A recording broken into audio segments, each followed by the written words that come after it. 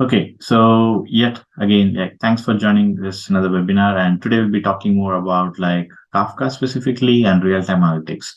So let's jump into the webinar actually. So in today's fast-paced like digital world, like this need of real-time streaming. So be it like social media, IoT, healthcare, finance, the data that's flowing in constantly needs to be validated, or there needs to be ability to monitor or react to these events that's happening in real time, be it like all the social media click streams that you're doing in the back end. The company is doing some analytics based on like your likes, your dislikes, and what are you sharing, and what's the persona of the specific user it is.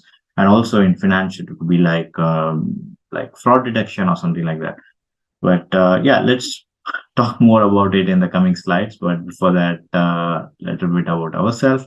Like myself, Deepan, I'm a senior product manager here at DoubleCloud, responsible for all the products or the features catering towards the customers. Andre?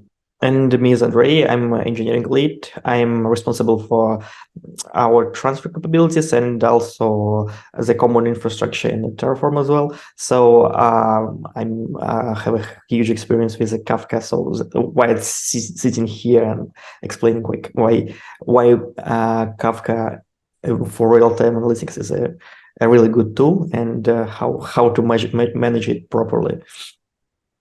Yeah, and last but not least, DoubleCloud. So DoubleCloud is a platform which you can build an end-to-end data analytics solution using the proven open source technologies. You will hear, or we'll talk more about a little bit on DoubleCloud architecture and what it does in the upcoming slides. So let's proceed. So real-time streaming. So real-time streaming is like the base. Like for example, like there are different scenarios. Like as I mentioned, like social media, it has become very crucial for businesses to have this all this information available in a fingertips, making purchases online or monitoring IoT devices. Hey, this sensor, this has been something, the values that's coming from the sensor is something wrong. What is happening? How can we take some actions? And all these things happen. So what is behind it is like the real-time data streaming is driving force behind it. So it creates this very seamless experience, and also it's like the game changer for business. So they allow this optimizing like things on the fly, making decisions on the fly. You can add some points to it here, Andre, if you. Yeah, also want to add some points here. The real-timeness of this stuff is usually crucial because real-time analytics is not just about analytics, but some calculation and business logic, because it's not about the classical dashboard stuff. Analytics is more about ability to react on certain events and ability to automate certain things. Usually real-time analytics is a buzzword, but if you need to react in a matter of seconds, then you have a real-time stuff. From the actual event appears somewhere in a world, in a system, whatever, to the actual reaction. If the time span is about seconds, then it's a real-time stuff. Yeah, I think speaking of this fastness and times that's required, that's where our the powerful engine comes in, or the powerful framework you call it, like Kafka. So in this we'll explore the reason behind like this Kafka. Because is Kafka good for real-time data? I would say yes. Kafka has been widely recognized as an excellent choice for real-time analytics due to its I would add here that Kafka right now is more or less industry standard for anything related for real-timeness, and it's actually industry standard for building building a message bus. Back in the days, like 20 years ago, we have different message buses, but right now we have also different message buses, but Kafka is a default one. If you're talking about the message bus, message queue, usually you're referring to a Kafka. Kafka here is a nice, mostly because of their matureness, and this matureness come with a very stable core product, messaging stuff, and a lot of integration capabilities, because this product on the market for a while. We have very interesting integration already in open source world developed and maintained, and we have a huge expertise outside of the world about the how to exploitate Kafka, how to build a nice product on top of it. For example, we have Kafka Connect stuff for connecting Kafka with things. We have all necessary libraries for writing Kafka application. We even have several sort of libraries and applications that can create a charts on top of a Kafka with easiness. And another thing with the Kafka, you need to understand that Kafka is a stable product. It not evolve quickly, but on a counterpart, it has extremely high quality and robustness into it, because there is no major bugs and issues in the Kafka for a while, and Kafka is already designed for being a large distributed systems. It was designed in such way in the first place, but right now it's more mature one. It allows you to build a message bus which is fault tolerance for any kind of events, like starting from a virtual machine deaths and a disk outages, ended up with a whole region downtimes. Another thing that Kafka is really good at is a throughput. Kafka designed internally quite nice for rather huge throughputs. It's allow you to write a lot of data into it and read a lot of data from it. So this is actually a nice characteristic for Kafka. And more or less, if you have a chance to think about real time anything in the modern software world, you most probably already heard about Kafka, and most probably already touched some Kafkas in the past. Yeah, that's 100% right. Like from the technical aspect, what you mentioned about like throughput, fault tolerance, or scalability, all these are like the top-notch capabilities, I would say, like from Kafka, right? But like let's also touch base a little bit on like the use cases. Like okay, Kafka is good, it's fine, but what type of use cases customers can actually leverage Kafka within their application? So some of which that we kind of identified, or it's kind of like market standard, like pretty much most of the customers are using it for. It's like real-time dashboarding, right? Like all this, what Andre mentioned, like what you mentioned is true. Like we kind of aggregate all these data sources in a real-time fashion that's coming in like from different sync connectors, or like not as from different sources, and then actually then putting it in like a dashboards, also coming in from microservices or some monitoring tools. And also it also useful for the fraud detection in financial world, or making some market analysis. That's all this data is coming in like real time in a way, right? And it's also not about just a business cases. Some in a very I have a huge experience of using Kafka for a developer experience stuff, mostly for logging and monitoring inside of applications. If you have a huge fleet of some application running somewhere, having a Kafka for aggregating call logs and analyze them for outages is also a really nice thing. So real-time dashboarding and reporting is not about just a business, but also a technical stuff. You can build a sophisticated monitoring capabilities on top of a Kafka if you aggregate all your logs of your applications into a singular Kafka, for example. And this is like not cheap, but more open source wise alternative for such tools like a Datadog or maybe Splunk.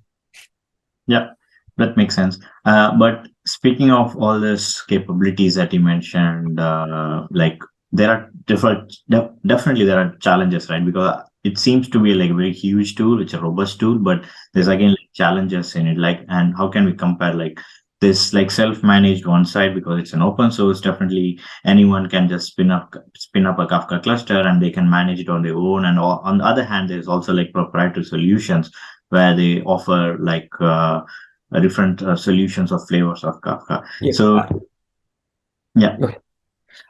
Okay, so Kafka is a really nice tool in terms of functionality and actually in terms of exploitation as well. You can spin up a new instance for Kafka for yourself on your own virtual machine rather easy. And this easiness may lead to a false confidence about that Kafka exploitation is easy. Exploitation of a Kafka, especially a huge installations of a Kafka, is never easy. You have to care about a lot of stuff. First of all, the distributed nature of a Kafka leads to a need for some automatic scripts. Sometimes Kafka need to do some manual or semi-manual works, especially for rebalancing stuff, and making sure that your Kafka is well performed actually is about how balanced it is. The Kafka itself can have problems if you have reading data in I would not say a bad pattern, but not optimal one. And sometimes you need to do some topic works with the rebalancing stuff.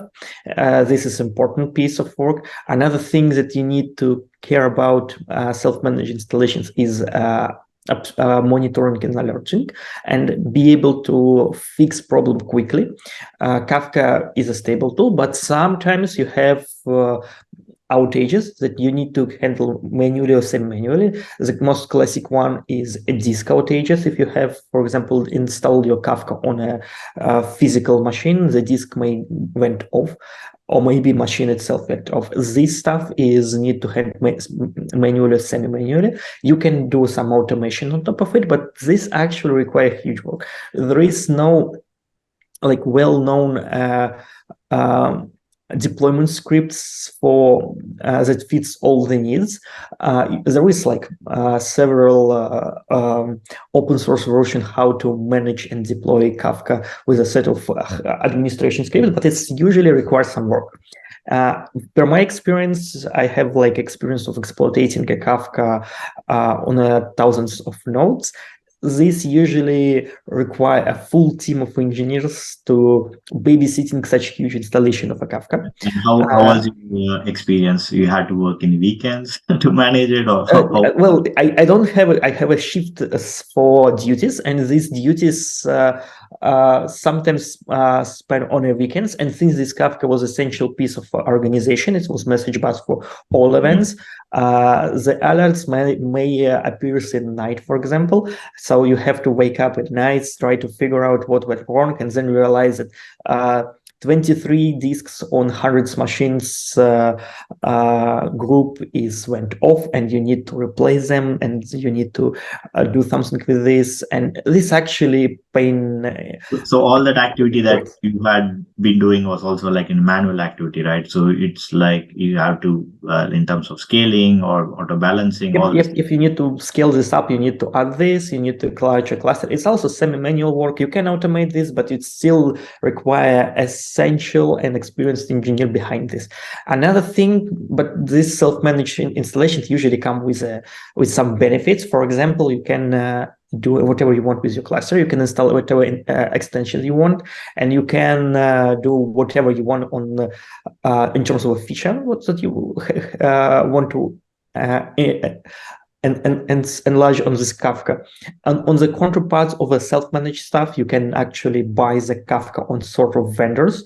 There is plenty of supplies on over the cloud for Kafka things. And all of them have several pros and cons, for sure. In most of cases, Kafka that provided by proprietary vendors have a subset of features of open source Kafka. Most probably this subset of features is a subset, not full set of features, because of the security reasons. Kafka itself is not just a message bus, it's also a framework. You can run a code inside of it. And this code is actually a potential vulnerability if you're talking about this in terms of a managed solution. So managed vendors usually and also cost. limit the Cost functionality is also important, right? Huh? And also cost for the customers. Yes, like and custom installations usually cost more, which is reasonable. And sometimes they even have a different APIs and maybe a wrapper on top of a Kafka that actually leads to your certain code you've written and making your application bounded not just a generic Kafka, but for certain flavor of a Kafka, which actually direct road to a vendor locking. Another thing is crucial for proprietary solution is how to connect your existing infrastructure with a Kafka, because usually Kafka is not just flying somewhere in a cloud in a different scope. It's usually bounded to your existing infrastructure. You need to write into this Kafka, you need to read from this Kafka, you need to integrate your application with this Kafka. And then it actually leads to a need for Kafka be well connected, well integrated to your existing infra. And yeah, that's basically a trade-off. You can either go with a self-managed solution and install it on your own in your own infrastructure and have full feature set of Kafka, but it's come with a cost. You have to exploitate it. You have a team of engineers that take a look on it, and you have to build your own semi-automatic, semi-manual infrastructure for handling certain events. Another option is go with a proprietary solution. You can go with a managed Kafka, and this also comes with a cost. You have a bit less flexibility. Sometimes cost is higher. Well, most probably cost will be higher than just bare metal installation in terms of infrastructure, not management costs. And sometimes features is less juicy, and sometimes it's less straightforward approach to integrate your existing infrastructure with this Kafka. So this is a trade-off for you. Makes sense. I think that's where our next slide we're going to talk about how we are going to overcome these challenges, or what's offering that DoubleCloud is offering. Like DoubleCloud managed Kafka. So within DoubleCloud, we offer a managed Kafka service. So what makes it interesting is like all these capabilities, what Andre mentioned, like in like the self-hosted way, we all do it for like managed version.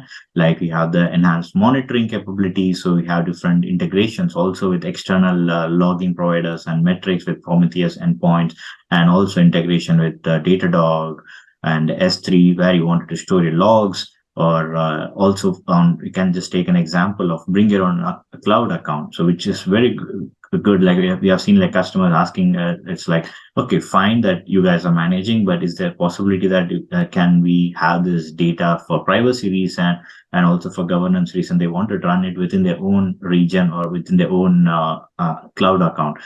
Another reason is also because they wanted to have a centralized billing for in the cloud rather than to have two different vendors to manage it. So that's why we have a bring your own account or a cloud offering where you can currently we support AWS and GCP. So Azure is still on the way, and also the support of CPU types like x86 and ARM support also drastically gives a very boost in performance in terms of the price and the performance. It depends on the use cases. Like if your use cases very light use cases, so you can actually choose between the different CPU nodes as well.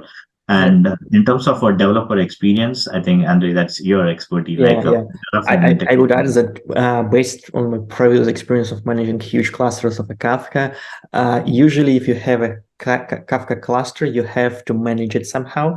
The Kafka itself provide you some managing capabilities, but having this via API or UI is a very good point. First of all, easiness of adding new topics, new users, and manage these topics is really good things for having. Managing this via CLI or API with some bash scripts sometimes is not so straightforward, and actually may lead for some disasters. We have, in my past experience, disaster scenarios when some analytics run the incorrect scripts for topic reassignment and reassign all cluster topics, and having this hidden behind API or UI with defined permissions is a nice thing.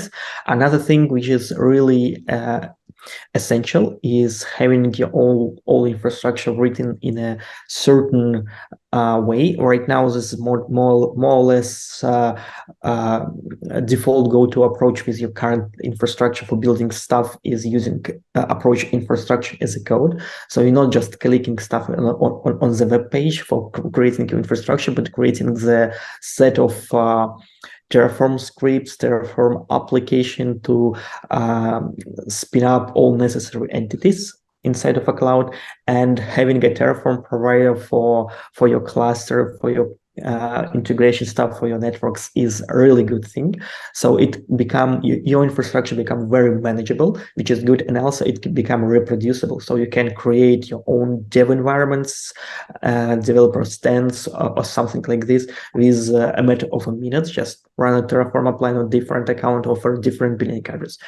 Another thing which is really important for Kafka specifically is the capabilities of a Kafka Connect. Kafka Connect is a very powerful framework, but in some cases, it actually, in some implementation for Kafka, it's either forbidden or limited. We have pre-selected set of connectors and polish them properly to make you easy to run connector for a popular one. For us is right now mirror making for mirroring QXX Kafka to DoubleCloud Kafka. And another thing is S3 Kafka Connect, which allow you to dump your Kafka topics into the S3 buckets for later analysis or backups, etc.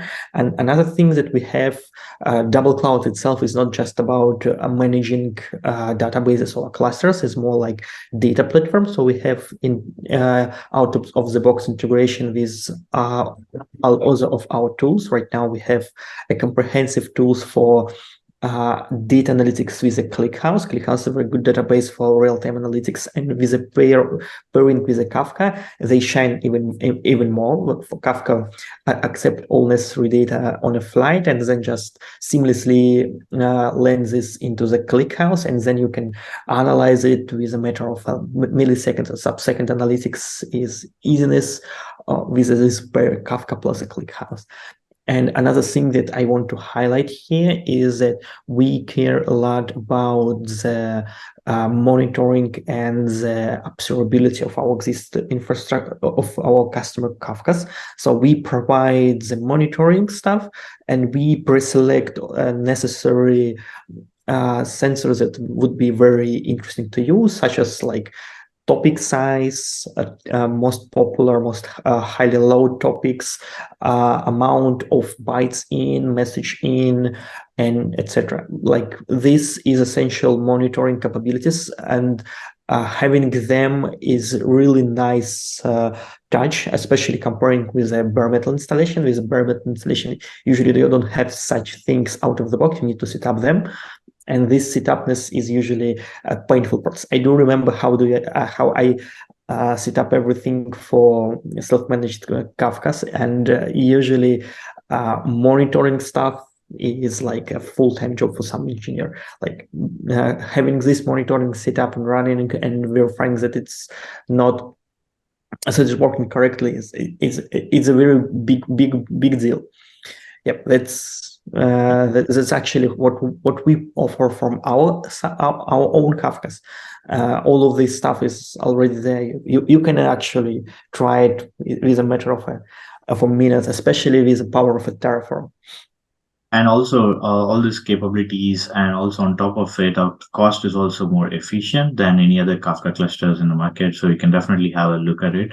You can also use a pricing tool to have a look and validate on specific node sizes or specific CPU types that you want for a Kafka scenario. I want to highlight one thing, that we support ARM processors, ARM architecture. It's in terms of cost performance is much better than classical architecture. We spent like a decent amount of time to prepare Kafka for running for this processor and tune it for this kind of architecture. But once we finish this, we have a really nice results in terms of a price to performance ratio, and this is really good.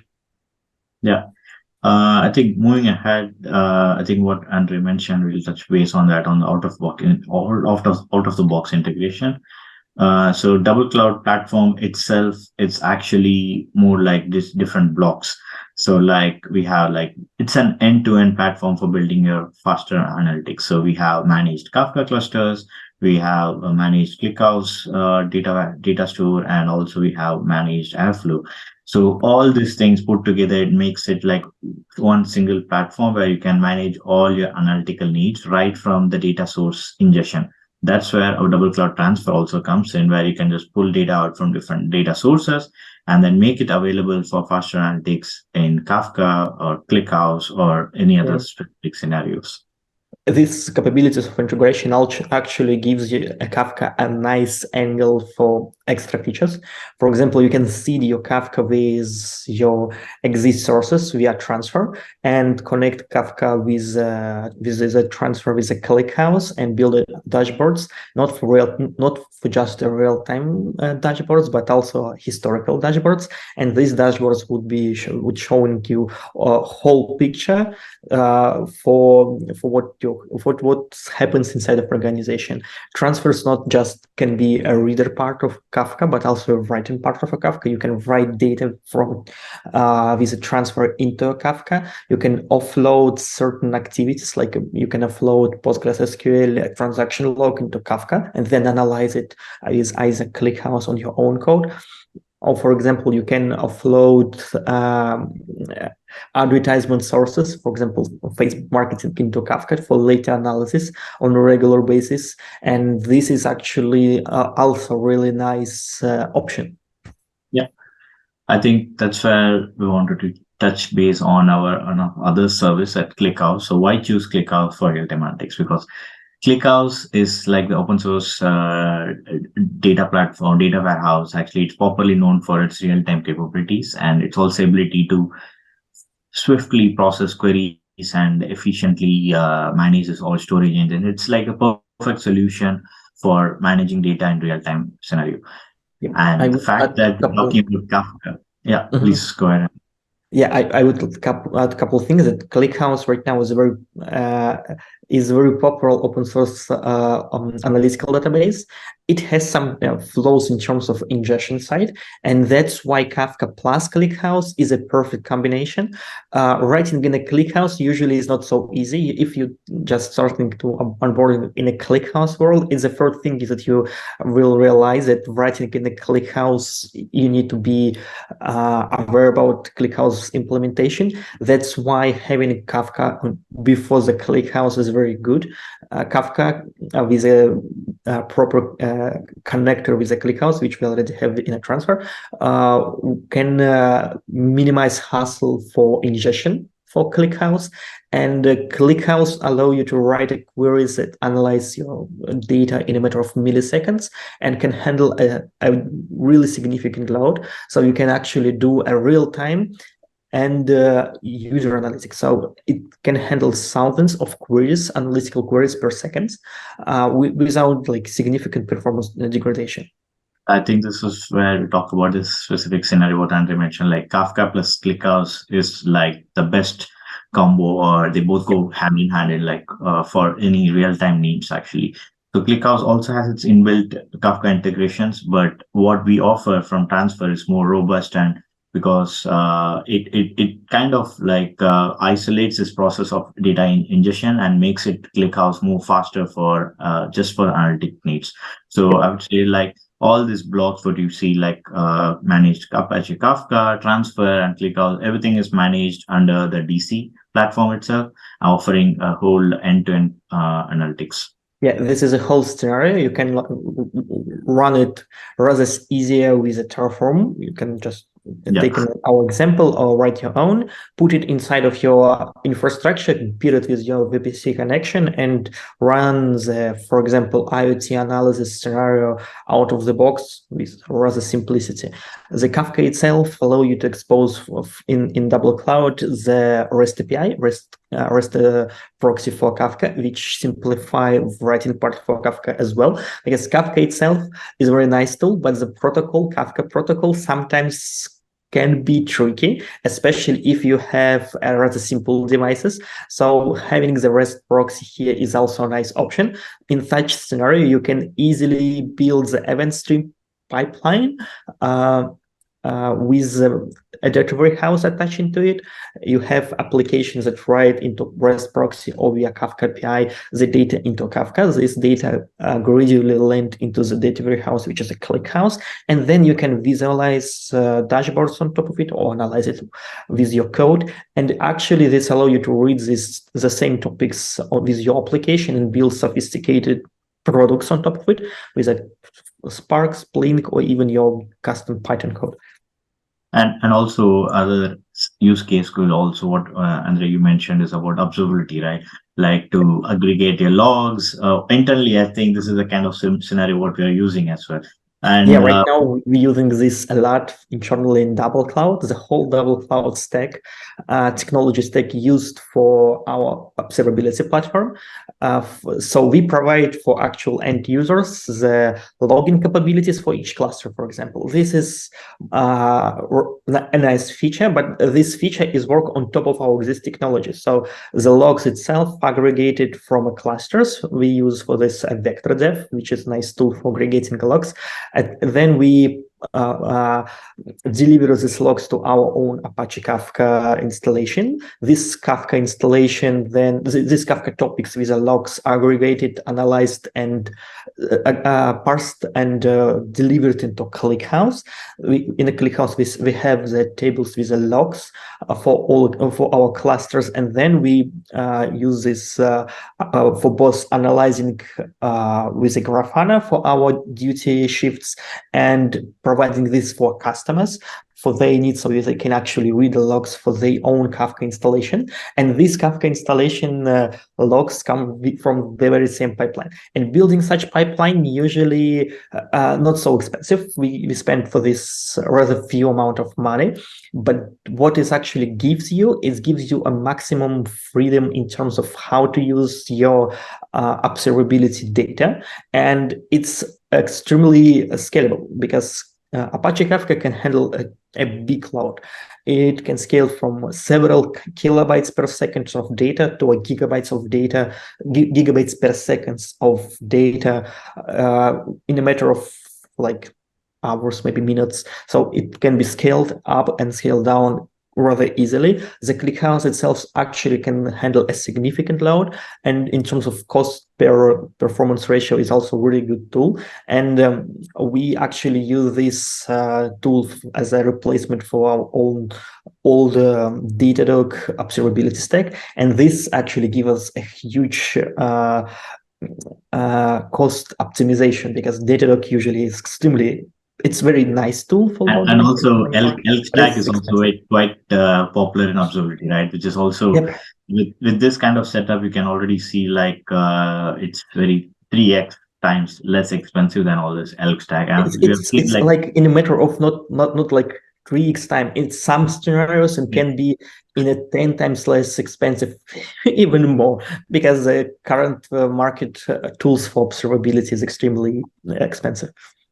and also we have seen like customers have actually moving away from this elk stack and having this kind of setup with ClickHouse specifically for observability, where they want to aggregate all these logs and have this Um, capabilities on it. and having the open source Yeah. at the core, because ClickHouse and Kafka here as open source solutions gives you a rather big variety of choices how to tune this observability framework, because you have the ClickHouse connector for Grafana. If you want to build a dashboard in Grafana, you have capabilities with like high different libraries for logging, analyzing, monitoring stuff.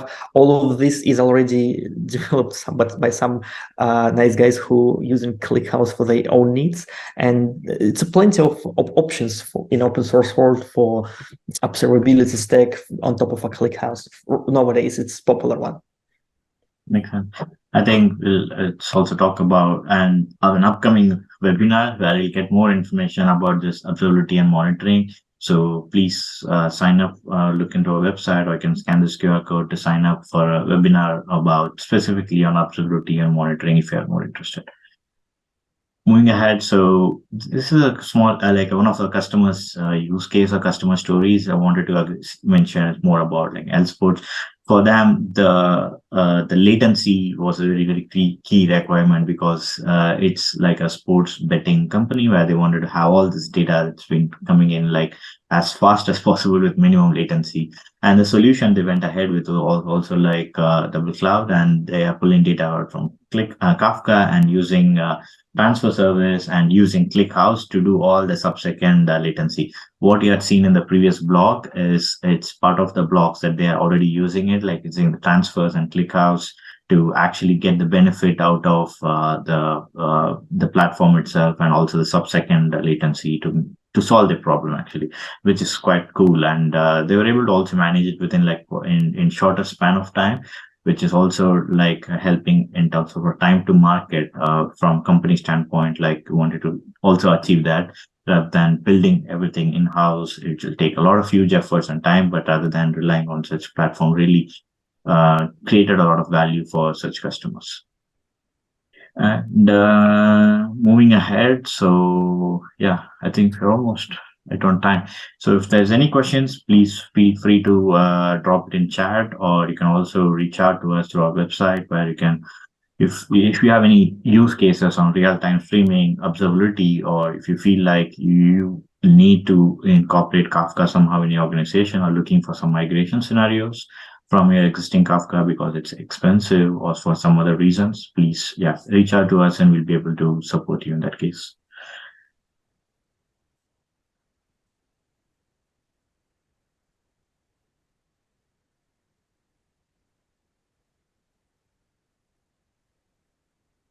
Is there any questions, Andrew? Yep, the Terraform stuff. Yep, the Terraform, I think it's, yeah, the question is about Terraform, the generic one. The question about Terraform is the interesting part that Terraform is quite a powerful tool.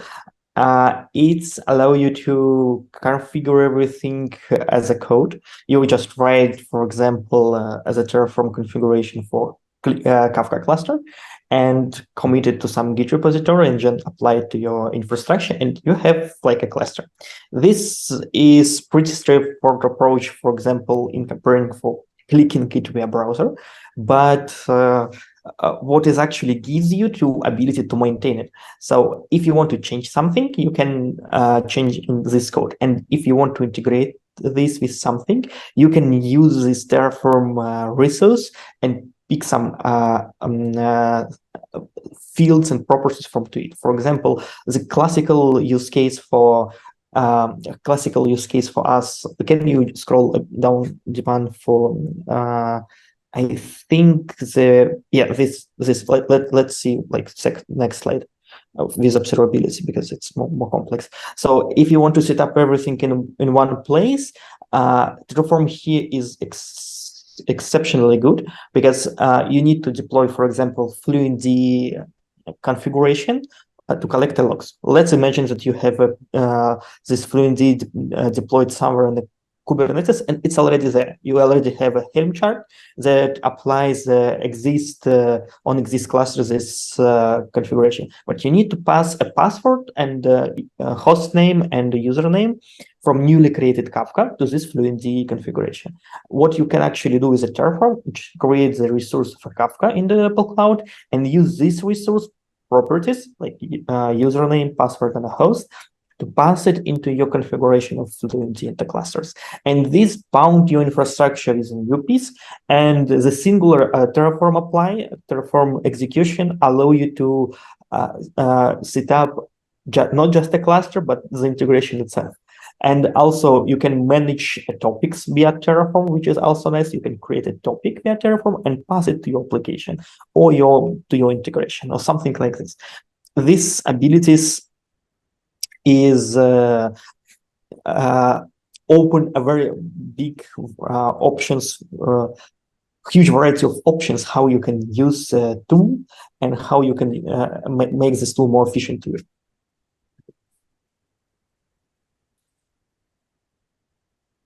Okay. Is there any other questions? How DoubleCloud is different from other Kafka providers? Oh, I think I can. We can go to the slide. Yeah, we have. So actually, okay, sorry. So the capabilities what we mentioned here is what is something to like we have like the unique capabilities what we have, and also the out-of-box integration is also crucial, because if you're going with Kafka, you're not just going with Kafka. So you all definitely need something, let's say for real-time analytics, you need a faster data storage like ClickHouse or something. So in that case, we offer this out-of-box integrations as well, and a lot other capabilities like Terraform integrations. Bring your own cloud account is also very commonly asked feature from our customers, like they wanted to manage it themselves. And on top of it, we are also most cost efficient in terms of, and also the support of the CPU types that you see x86 and ARM support also makes it a bit more like different, and it's more interesting. And other than that, what we already talked about is monitoring and other capabilities are pretty much same across things. But what we offer in enhanced monitoring is also additionally like exporting these logs to Datadog, or allowing this metrics to be exposed via Prometheus endpoint. So all this makes as a combined as a whole makes it more interesting. And yeah, that's how we kind of see it's different. Yep, I would just highlight one more thing, that the out-of-box integration with existing data pieces in DoubleCloud is a really good thing that open you a lot of capabilities to enhance your Kafka setup and enhance your data pipeline at home. Yep.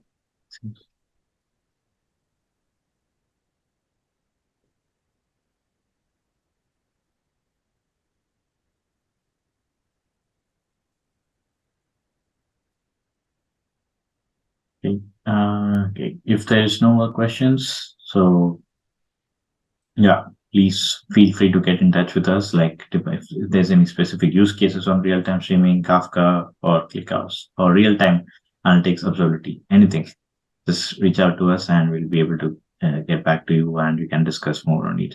And by the way, you can also sign up for a free trial using DoubleCloud platform, where you can just spin up a Kafka cluster or a ClickHouse cluster and then play around with it. So we also give a free credits for the free trial. And yeah, so feel free to use it, and see you in another webinar.